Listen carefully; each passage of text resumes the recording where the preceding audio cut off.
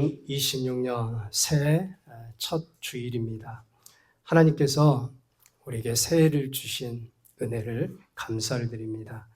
새해가 시작되면 교회마다 목표를 세우고 비전을 선포하게 되죠. 우리 교회는 선교사 1000명을 세워지게 하옵소서. 우리 교회는 선교사 1000명이 파송되게 하옵소서. 우리 교회는 전도하는 교회가 되게 하옵소서. 우리 교회는 구제하는 교회가 되게 하옵소서. 나름대로 이런 비전과 목표를 가지고 새해를 달려갑니다. 우리 교회도 마찬가지예요. 지난 작년 표어가 뭐였죠? 예수님의 참된 제자가 되라. 예수님의 참된 제자가 되라. 이 표를 우리가 바라보고 지금까지 달려왔고, 또 올 새 한 해는 우리가 다시 표를 정했어요. 그래서 우리가 참된 제자가 되기 위해서, 우리가 예수님의 참된 제자로 우리가 살아가기 위해서는 무엇보다 필요한 게 우리가 말씀으로 자라가야 된다고 하는 겁니다. 왜냐하면 궁극적으로 우리 신앙의 목표가 그리스도의 장성한 분량에 이르기까지 우리 신앙의 초점, 이 목표가 맞춰져 있기 때문이에요. 에베소 4장 13절에 보면 우리가 다 하나님의 아들을 믿는 것과 아는 일에 하나가 되어 온전한 사람을 이루어 그리스도의 장성한 분량이 충만한 데까지 이르느니. 여기 이 장성한이라는 단어의 뜻은 헬리키아라는 단어인데요. 헬리코스와 동일어에서 유래가 되었습니다. 그런데 그 의미는 무엇이냐? 먼먼만큼 이란 뜻이에요. 먼먼만큼 이란 뜻입니다. 그러니까 우리가 그리스도의 만큼, 예수 그리스도만큼, 예수 그리스도의 장성한 분량만큼 우리가 자라가고 성장이 돼야 된다고 하는 거죠. 우리가 그리스도의 장성한 분량에 이르게 되면 하나님이 기뻐하십니다. 하나님이 정말 여러분들을 기뻐하시는 거예요. 그래서 그리스도인들은 예수님을 믿고 신앙생활을 시작했으면 끊임없이 멈추지 말고 오늘도 자라가고 내일도 자라고 모레도 자라고 우리의 믿음과 신앙과 우리의 모든 영적인 삶이 더욱더 자라고 성장이 돼야 돼요. 여러분, 이게 하나님의 뜻인 것입니다. 주님을 더 깊이 알고요, 주님을 더 사랑하고 주님의 관계 속에서 말씀으로 계속 자라가야 돼요. 여러분도 자라가고 싶죠? 네, 저도 여러분들이 말씀으로 다 이렇게 자라갔으면, 더 많이 성장했으면 제 마음이 너무나 기쁠 것 같아요. 여러분, 우리도 아이들을 키워보았지만 아이들이 어렸을 때 부모님의 바람대로 쑥쑥 자라면 이 부모님의 마음이 기쁘잖아요. 부모님의 마음이 아이가 자라갈 때 얼마나 보고 기뻐요. 여러분, 우리의 주님의 마음도 마찬가지예요. 우리의 신앙이 성숙하고 자라가고 그리스도의 분량까지 우리의 믿음이, 우리의 정말 신앙이, 영적인 것들이 자라가면 우리 주님이 기뻐하시는 거예요. 그런데 간혹 가다가 멈추신 분들이 있어요. 자라지 않고 멈추신 분들이 있어요. 여러분, 멈추면은 그때부터 여러분 신앙이 퇴보하는 거예요. 오늘 본문은 이 사도 베드로가 기록한 말씀이에요. 베드로가 순교하기 전이나 이 순교했던 해, 그러니까 AD 64년에서 AD 68년에 이 베드로 전후서, 이 특히 후서는 기록되었을 것으로 추정합니다. 이 사도 베드로가 이 편지를 쓸 때 로마 황제는 네로였습니다.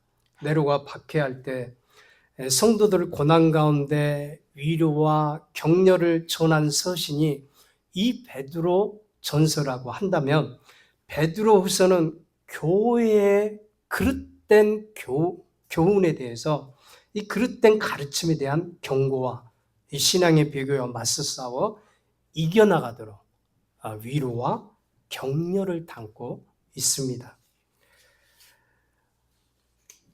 여러분, 우리의 신앙이 베드로 사도가 사역을 했고 또 복음을 전할 때 그때 지금 상황은 아니지만 우리가 정말 믿음의 성도로서 믿음을 지키고 신앙이 흔들리지 않게 자라가는 것, 그걸 주님이 원하시는 것입니다.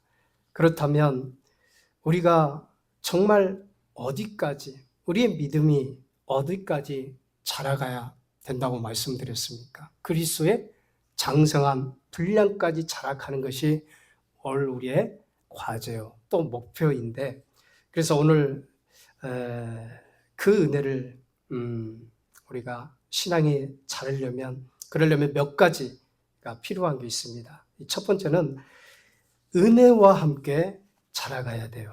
자, 뭐와 함께 자라가야 된다고요? 은혜와 함께 자라가야 되는 것입니다. 여러분, 식물이 자라는데도 은혜의 비가 있어야 식물도 자라가게 되듯이 신앙도 자라게 되려면 주님께서 부어주시는 은혜가 있어야 돼요. 주님의 은혜가 부어져야 우리의 신앙이 자라갈 수가 있는 겁니다. 자, 그래서 베드로는 우리의 신앙이 자라가기 위해서 먼저 은혜 가운데 자라가야 된다. 오직 우리 주 곧 구주 예수 그리스도의 은혜와, 이렇게 기록이 되어 있죠.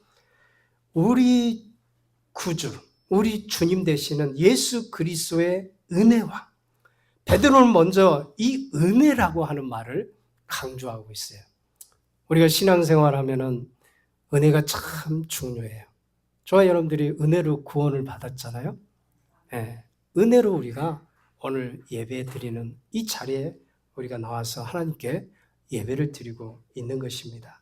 근데 사실 이 은혜라고 하는 이 단어를 풀이해 보면 그 헬라어로 카리스라고 하는데 은혜, 은총, 호의, 선물, 자비, 긍휼, 이런 뜻이 담겨져 있어요. 한마디로 말하면 은혜는요, 다른 말로 표현을 하게 되면 도우심, 주님의 도우심을 말하는 거예요.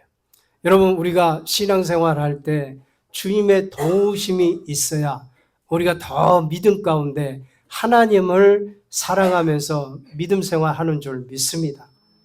여러분, 우리가 신앙생활할 때 반드시 필요한 것은요, 주님의 은혜가 필요해요. 주님의 도우심이 필요합니다. 우리의 신앙이 성장하고 자라려면 나 혼자는 못해요. 옆에서 기도해 주고 또 옆에서 손을 붙잡고 또 인도해 주고 권면해 주신 그 권면과 위로도 필요하고요. 말씀의 양육도 받아야 되고요. 무엇보다 이 주님의 도우심이 있어야 된다고 하는 겁니다. 저는 목사가 되기까지 숱한 그 어려움의 고비고비를 넘겨왔어요. 시련도 겪었고 시험도 겪었고 연단도 많이 겪었고 그 고비를 넘어왔습니다. 우리 중에도 저보다 연세 많으신 장로님, 전도사님도 계시지만은 권사님들, 집사님들 얼마나 신앙의 그 삶을 살면서 고비고비마다 그 어려움을 이렇게 겪고 오셨습니까? 그런데 지나고 와서 보면은 저 혼자 한 게 아니더라고요. 그때마다 하나님께서 힘주시고 위로해 주시고 격려해 주시고 주님께서 도와주셔서 여기까지 오게 된 줄 믿습니다.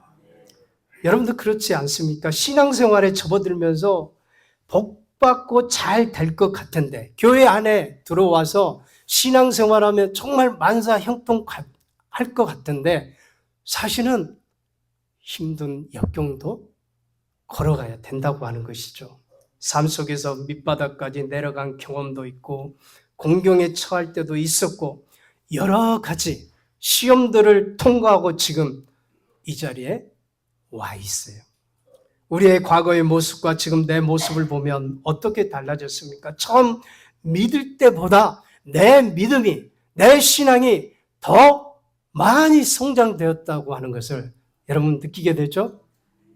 여러분, 고난이라고 하는 것, 나에게 있는 역경이라고 하는 것, 그것이 나를 금과 같은 보배로운 신자로 만들어가는 것입니다.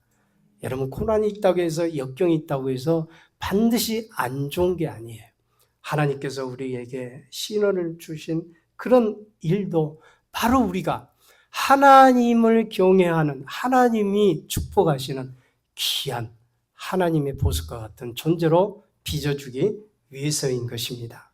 그래서 지금 나의 모습을 보게 되면 다 주님의 은혜로 여기까지 올 수 있었다고 하는 걸 알게 돼요. 에벤네셀의 하나님, 에벤네셀의 하나님이 뭐예요? 하나님께서 나에게 은혜 주시고 돌봐주셔서 여기까지 인도해 주신 하나님. 그 하나님이 바로 여러분들의 하나님인 줄 믿습니다. 그 주님이 저와 여러분들의 주님이세요. 그분은 너무나 사랑이 많으신 분이에요.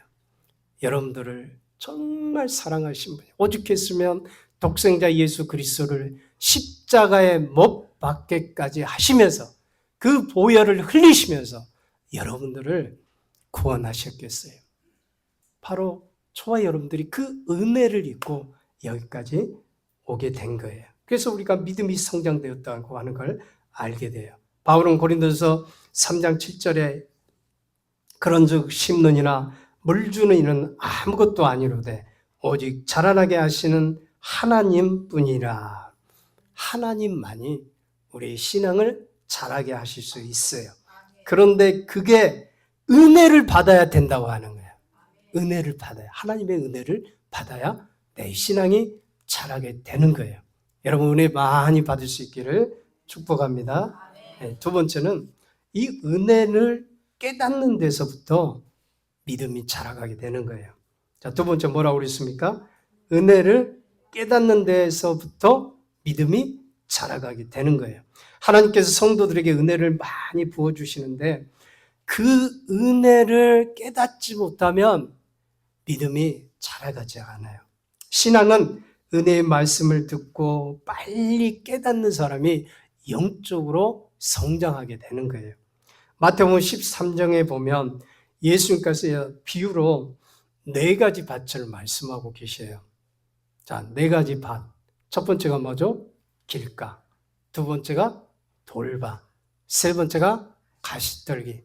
네 번째가 좋은 땅, 옥토. 이 4가지 밭을 말씀하시는데요. 열매를 맺는 결실이 있는 밭이 어떤 밭입니까? 길가입니까? 아니면 돌밭입니까? 가시떨기입니까? 길가도 아니고요. 돌밭도 아니에요. 가시떨기도 아니에요. 열매를 맺는, 씨를 뿌렸을 때 열매를 맺을 수 있는 밭은 옥토인 줄 믿습니다. 좋은 땅, 그 옥토에 뿌려질 때 열매를 맺게 돼요. 그래서 100배, 60배, 30배의 결실을 맺게 되는 거예요. 오늘 빌라델피아 교회 이 자리에 나와서 예배드리는 사랑하는 성도님들은 100배의 결실을 맺을 수 있기를 바랍니다. 하나님의 은혜의 말씀을 잘 깨달아서 100배, 60배보다는 100배가 더 낫잖아요. 100배의 결실을 맺을 수 있기를 바랍니다. 여러분, 하나님께서 은혜의 씨앗을 부어주실 때 깨닫는 사람의 신앙도 100배로 자라는 거예요. 여러분, 말씀이 들려질 때 그 말씀을 받고 생명의 말씀이라고, 우리 주님의 생명의 말씀, 영의 양식이라고 생각하고 귀한 말씀을 잘 받아들이셔야 돼요. 그리고 잘 깨달아야 돼요. 어떤 분은 막 튕겨나가신 분이 있어요. 여러분, 길가는 씨를 뿌려도 튕겨나가요. 그러니까 스며들지 않기 때문에 열매를 맺지 못하는 거예요. 오늘 빌라델피아 교회 성도님들은 다 옥토의 성도인 줄 믿습니다. 신앙생활 오래 했다고 여러분 믿음이 자라지 않아요. 신앙의 성숙과 성장은 연수와는 관계가 없어요.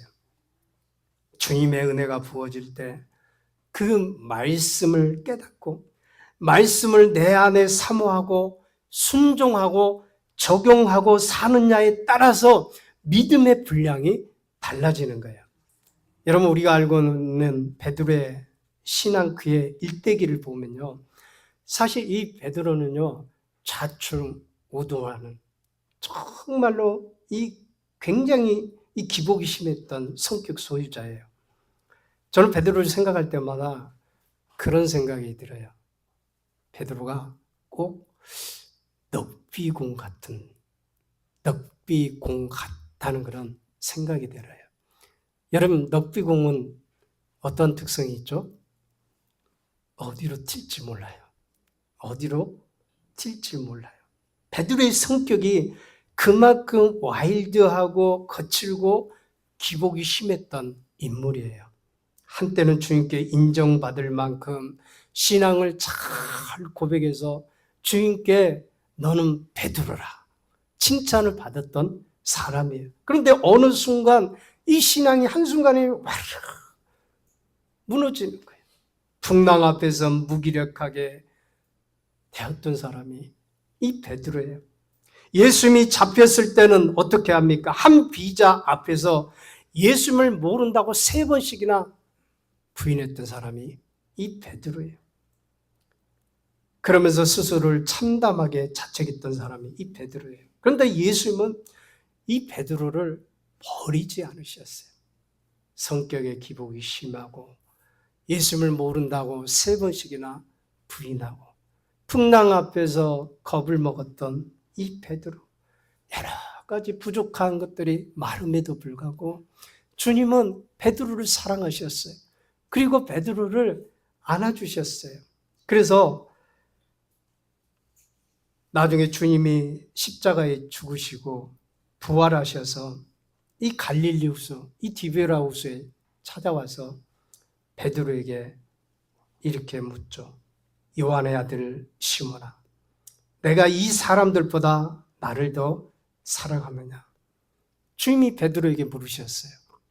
베드로는 가로되 주여 그래하이다. 내가 주를 사랑하는 줄 주께서 아시나이다. 주님은 잃어버렸던 베드로의 신앙을 이 물음을 통해서 치료하시고 그를 다시 회복을 시켜주셨어요. 베드로가 주님을 부인하고 정말 그 마음속에 주님을 봤을 때 얼마나 죄송한 마음이 들었겠어요. 나 같은 건 제자로서 합당하지 않는 사람, 나 같은 이 죄인이 어떻게 주님의 제자가 됩니까? 그 마음을 주님께서 다시 치료하시고 회복시켜 줬어요. 그럴 때 베드로는 예루살렘 기둥이 되고 한 번 나가서 설교할 때마다 3,000명이 변화되고 예수 그리스도를 믿은 놀라운 기적이 이 베드로를 통해서 일어나게 된 것입니다. 사랑하는 여러분, 우리도 마찬가지예요. 우리가 진정 믿음이 자라고 주님의 제자로 살려면 먼저 이 은혜를 깨닫고 은혜 속에서 자라가야 될 줄 믿습니다. 주님이 부어주시는 은혜는 빨리 깨닫는 자가 믿음이 빨리 자라가는 거예요. 이 은혜를 흡수하지 못하면 멈추게 되고 흔들리게 되고 뒤로 물러나게 되는 거예요. 골로새 1장 6절에 보면 이 복음이 이미 너희에게 이르매 너희가 듣고 참으로 하나님의 은혜를 깨달은 날부터 너희 중에서와 같이 또한 온 천하에서 열매를 맺어 자라는도다. 뭐라고 말씀하고 있죠? 복음을 듣고 깨닫는 날부터 열매를 맺어 간다. 이렇게 말씀하고 있어요. 여러분, 주님의 말씀은 은혜예요. 그 은혜를 깨닫게 되면은 내 신앙도 자라고 내가 하나님의 사람이 되고 하나님께서 기뻐하시는 열매를 맺어갈 줄 믿습니다. 그러므로 우리가 영적으로 더 성숙하고 자라가려면 이 은혜를 깨닫고 은혜 속에서 자라가야 되는 겁니다. 예수 그리스도가 우리를 사랑하시는 그 하나님의 사랑을 깨달아야 돼요. 죄를 지을 때마다 긍휼히 여겨주시고 사랑해 주시고 나를 감싸 안아주시는 그 은혜 속에 자라갈 수 있기를 주의 이름으로 축원드립니다. 또 하나는 말씀으로 자라가야 돼요. 자, 세 번째 뭐라고 그랬습니까? 말씀으로 자라가야 됩니다. 오늘 본문 18절을 다시 읽어보면 오직 우리 주 곧 구주 예수 그리스도의 은혜와 그를 아는 지식에서 자라가라. 영광이 이제와 영원한 날까지 그에게 있을지어다. 자, 베드로는 성도들에게 자라갈 것을 권면하고 있죠. 그런데 어떻게 자라가라고 말씀하고 있나요? 그를 아는 지식에서 자라가라고 말씀합니다. 누구를 아는 지식이요? 예수 그리스도를 아는 지식에서 자라가라고 말씀하고 있어요. 예수 그리스도를 아는 지식에서 자라가라고 강조를 하고 있어요. 여러분 질문 하나 드려볼까요? 예수님 잘 아세요? 예수님 잘 아세요? 아시죠? 네, 이런 질문을 하면은 당황해서 말씀을 못 하신 분도 있고, 어떤 분은 내가 이제까지 신앙생활 했는데 내가 왜 예수님 몰라? 잘 알지. 뭐 그렇게 대답하신 분도 있을 거예요. 그런데 여기서 안다고 하는 것은요, 안다고 하는 지식은요, 그노시스, 즉 아는 것을 말하는데, 원래 유래가 기노스코에서 왔는데 그 뜻은 알기 위해서 배우다라는 뜻과 이 남녀 관계에서 깊은 관계를 통해서 알게 되는 뜻이 있어요. 저는 우리 사모와 30년 가까이 살았어요. 이 30년 가까이 살다 보니까 눈치만 봐도 뭐가 필요하구나. 대충 짐작할 수가 있어요. 여러분 이건 뭘 말합니까? 그만큼 친밀해졌다고 하는 거죠. 그만큼 아내와 30년 동안 살면서 친밀해졌다고 하는 거예요. 여러분 주님과의 나와의 관계가 친밀해져야 돼요. 주님과의 나와의 관계가 내 아내, 내 남편보다 더 친밀해져야 돼요. 그 단계까지 나아가야 되는 겁니다. 신앙은 주님과 나와의 1:1 관계예요. 주님과 나와의 1:1 관계예요. 주님을 더 깊이 알아야 돼요. 이것이 주님을 아는 것이고 신앙이 자라는 것입니다. 주님을 알되 옆집 남자만큼 알면 안 돼요. 서먹서먹하게. 여러분 주님을 알고자 할 때 주님은 여러분들에게 더 많이 나타내 주고 더 많이 보여주실 줄 믿습니다. 그럼 여러분 우리가 여기서 반드시 기억해야 될 것, 왜 우리의 신앙이 자라가야 될까요? 왜 우리의 신앙이 자라가야만 될까요? 그 첫 번째가 이단에 대처하기 위해서예요. 요즘 여러분 이단들이 얼마나 많은지 몰라요. 무슨 하나님이 어머니가 있다고 그러고, 그럼 여러분 말이 돼요? 영이신 하나님인데 왜 생물학적인 논리를 가지고 따지고 미혹을 하죠? 뭔 천지 그러잖아요. 그러니까 기존 정통교회에서 말씀을 전하고 말씀을 가르치는데 거기는 이상한 해석을 해요. 그거 들으니까 어떤 분들은 혹하는 거야. 그래서 권사님도 심지어 어떤 목사님도 막 넘어가고 그래요. 왜 그렇습니까? 말씀을 몰라서 그래요. 하나님의 말씀을 잘 알게 되면 넘어가지 않습니다. 말씀의 뿌리가 내려지 않고 그분의 말씀을 잘 모르기 때문에 이단 사설에 빠지고 거기에 넘어가는 겁니다. 두 번째는 시험에 들지 않기 위해서예요. 우리 믿는 사람들이 가장 원치 않는 게 뭐예요? 시험 드는 거. 시험 드는 거 원치 않아요. 그런데 우리가 살다 보면 내가 시험 들지 원치 않는다고 시험이 없어요? 천만입니다. 천만에요.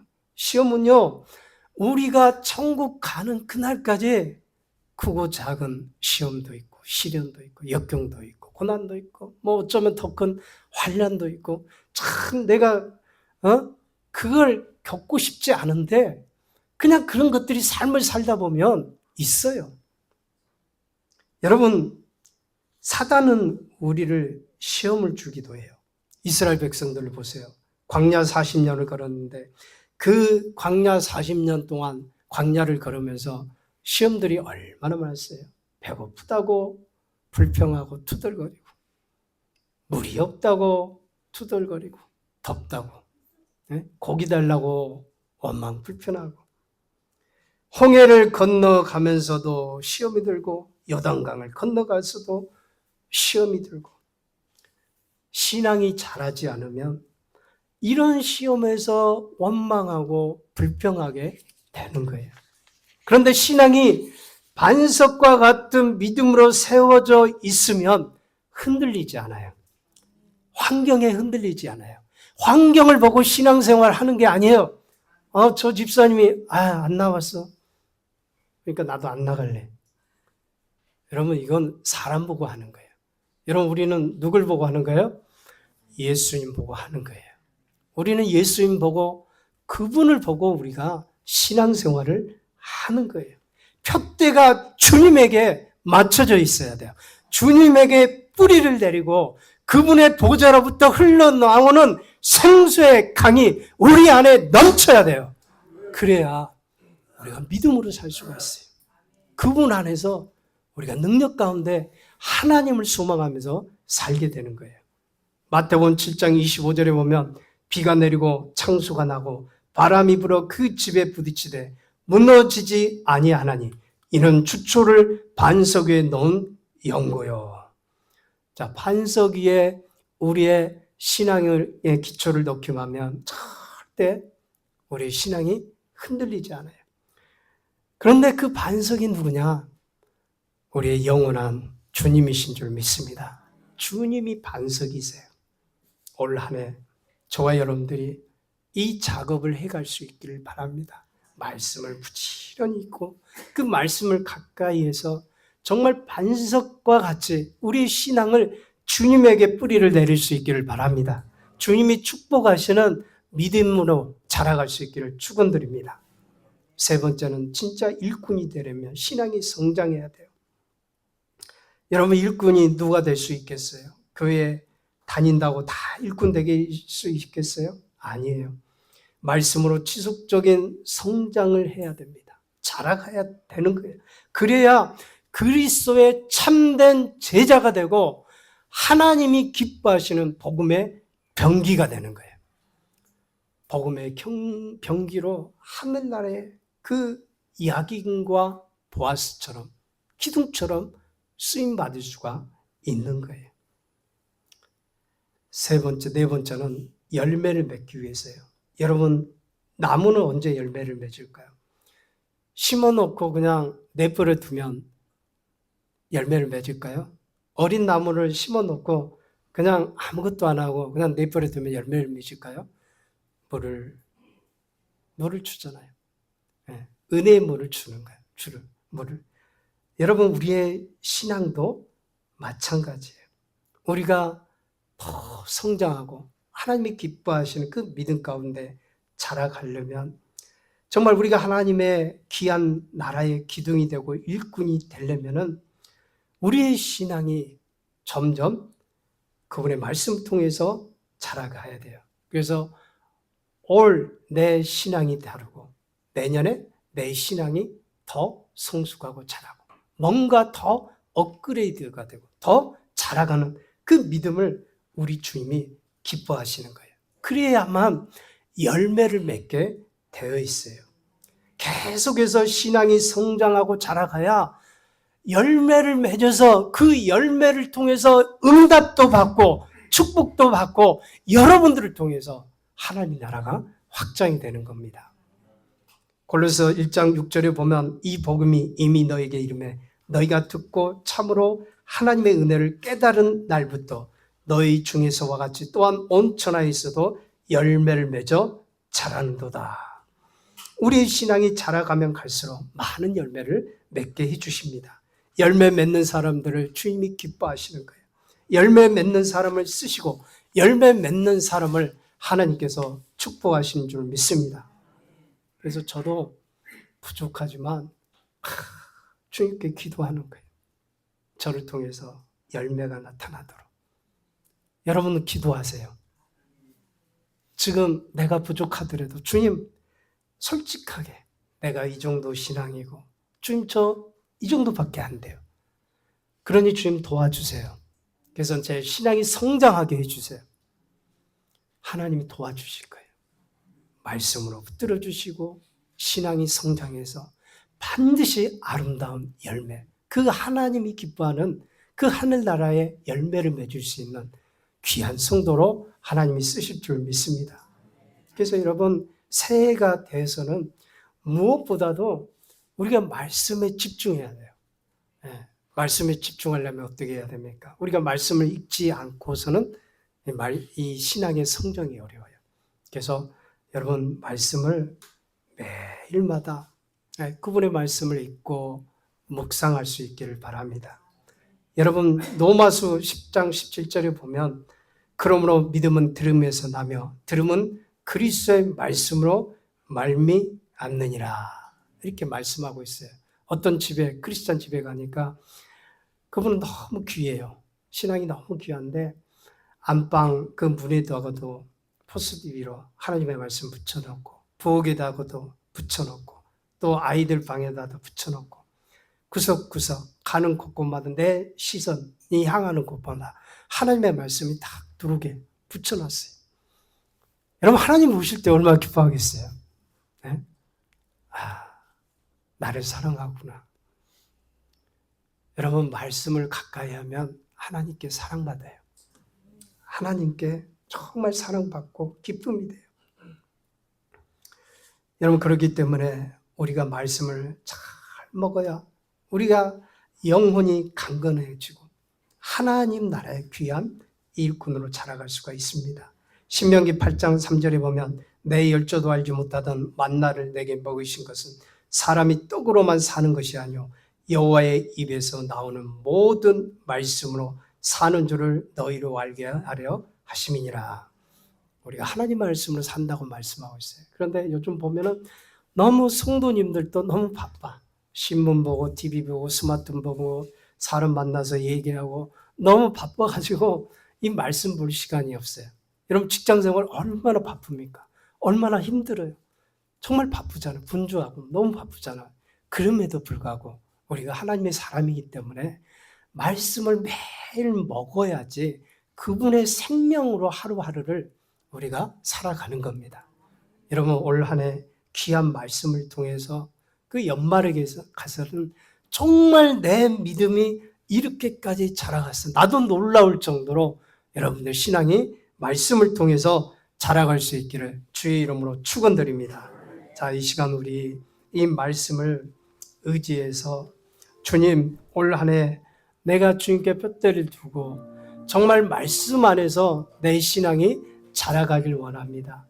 나에게 생명이 되시고 영원하신 그 은혜의 말씀을 따라 자라가게 하옵소서. 주님 말씀을 의지해서 더 하나님 말 앞으로 나아가게 해주시고 어느 또 올 한 해도 열매 맺는 신앙인이 되어달라고 우리 같이 간절하게 하나님께 기도하겠습니다.